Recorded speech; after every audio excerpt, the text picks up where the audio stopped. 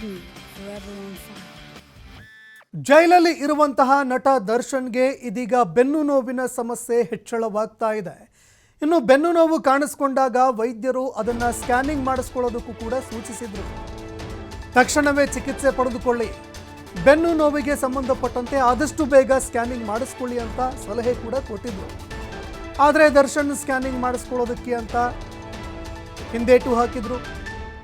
Scanning ಬೇಡ, ಏನು ಬೇಡ, ಬರೀ ಪೇನ್ ಕಿಲ್ಲರ್ ಮಾತ್ರೆಗಳನ್ನು ಮಾತ್ರ ಕೊಡಿ ಅಂತ ಪೇನ್ ಕಿಲ್ಲರ್ ಮಾತ್ರೆಗಳನ್ನು ಬೇಡಿದ್ರು. ಇದೀಗ ಬೆನ್ನು ನೋವಿನಿಂದ ಬಳಲಿ ಕಾಟೇರ ಬೆಂಡಾಗಿದ್ದಾರೆ. MRI ಸ್ಕ್ಯಾನ್ಗೆ ವೈದ್ಯರು ಸೂಚನೆ ಕೊಟ್ಟಿದ್ರು ಕೂಡ ದಾಸ ಅದಕ್ಕೆ ಕಿವಿಗೊಡಲೇ ಇಲ್ಲ. ಬೇಡ, ನನಗೆ ಬರೀ ಪೇನ್ ಕಿಲ್ಲರ್ ಮಾತ್ರೆ ಕೊಡಿ ಸಾಕು ಅಂತ ಪೇನ್ ಕಿಲ್ಲರ್ ಮಾತ್ರೆಗಳನ್ನು ಮಾತ್ರ ತೆಗೆದುಕೊಂಡಿದ್ರು. ಆದರೆ ಬೆನ್ನು ನೋವು ಹೆಚ್ಚಳ ಆಗಿರುವ ಹಿನ್ನೆಲೆಯಲ್ಲಿ, ಉಲ್ಬಣ ಆಗಿರುವ ಹಿನ್ನೆಲೆಯಲ್ಲಿ ಇವತ್ತು ಜೈಲಿಗೆ ಪತ್ನಿ ವಿಜಯಲಕ್ಷ್ಮಿ ಅವರು ಭೇಟಿ ಕೊಡುವ ಸಾಧ್ಯತೆ ಇದೆ.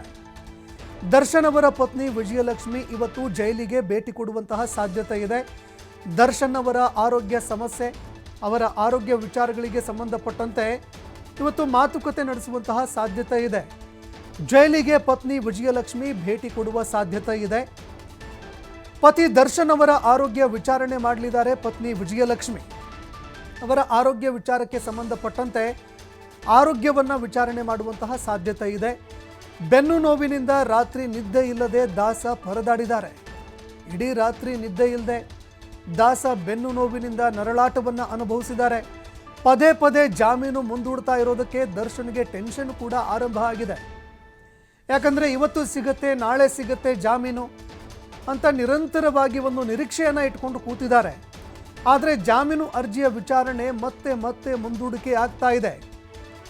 SPP ಆಗಿರುವಂತಹ ಪ್ರಸನ್ನ ಕುಮಾರ್, ಪಬ್ಲಿಕ್ ಪ್ರಾಸಿಕ್ಯೂಟರ್, ಇದಕ್ಕೆ ಸಂಬಂಧಪಟ್ಟಂತೆ ಅರ್ಜಿಯ ವಿಚಾರಣೆಗೆ ಮತ್ತಷ್ಟು ಕಾಲಾವಕಾಶವನ್ನು ಕೇಳ್ತಾ ಇದ್ದಾರೆ. ವಾದವನ್ನು ಮಂಡನೆ ಮಾಡ್ತಾ ಇದ್ದಾರೆ, ವಿರೋಧ ವ್ಯಕ್ತಪಡಿಸ್ತಾ ಇದ್ದಾರೆ ಜಾಮೀನಿಗೆ.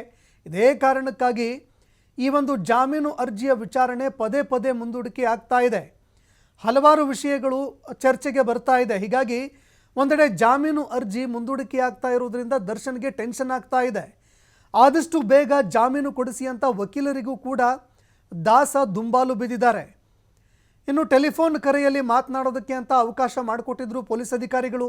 ಆ ಸಂದರ್ಭದಲ್ಲೂ ಕೂಡ 10 ನಿಮಿಷ ಮಾತನಾಡೋದಕ್ಕೆ ಅವಕಾಶ ಕೊಟ್ಟಾಗ ವಕೀಲರ ಜೊತೆಯಲ್ಲಿ ಆದಷ್ಟು ಬೇಗ ಈ ಪ್ರಕರಣವನ್ನು ಇತ್ಯರ್ಥಪಡಿಸಿ ಆದಷ್ಟು ಬೇಗ ಬೇಲ್ ಕೊಡಿಸಿ ಅಂತ ವಕೀಲರಿಗೂ ಕೂಡ ಮನವಿ ಮಾಡಿಕೊಂಡಿದ್ರು. ಆದಷ್ಟು ಬೇಗ ಇದನ್ನು ಮುಗಿಸುವಂತಹ ಒಂದು ಕೆಲಸವನ್ನು ಮಾಡಿ ಅಂತ ವಕೀಲರಿಗೂ ಕೂಡ ಮಾತನಾಡಿದರು ದರ್ಶನ್. ಇನ್ನು ಈ ಪ್ರಕರಣಕ್ಕೆ ಸಂಬಂಧಪಟ್ಟಂತೆ ಆದಷ್ಟು ಬೇಗ ಜಾಮೀನಿಗಾಗಿ ವಕೀಲರಿಗೆ ದುಂಬಾಲು ಬಿದ್ದಿದ್ದಾರೆ. ಬೆಡ್ಡು, ತಲೆದಿಂಬು ಕೊಡುವಂತೆ ಜೈಲಾಧಿಕಾರಿಗಳಿಗೂ ಕೂಡ ಪದೇ ಮನವಿ ಮಾಡಿಕೊಳ್ತಾ ಇದ್ದಾರೆ. ಆದರೆ ದರ್ಶನ್ ಅವರ ಮನವಿಗೆ ಜೈಲಾಧಿಕಾರಿಗಳು ಕ್ಯಾರೆ ಅಂತ ಇಲ್ಲ. ಪರಪ್ಪನ ಅಗ್ರಹಾರದಲ್ಲಿ ರಾಜವೈಭೋಗವನ್ನು ಪಡೆದುಕೊಂಡಿದ್ರು. ಈಗ ಬಳ್ಳಾರಿ ಜೈಲಿನಲ್ಲಿ ಪರದಾಟ ಅನುಭವಿಸ್ತಾ ಇದ್ದಾರೆ.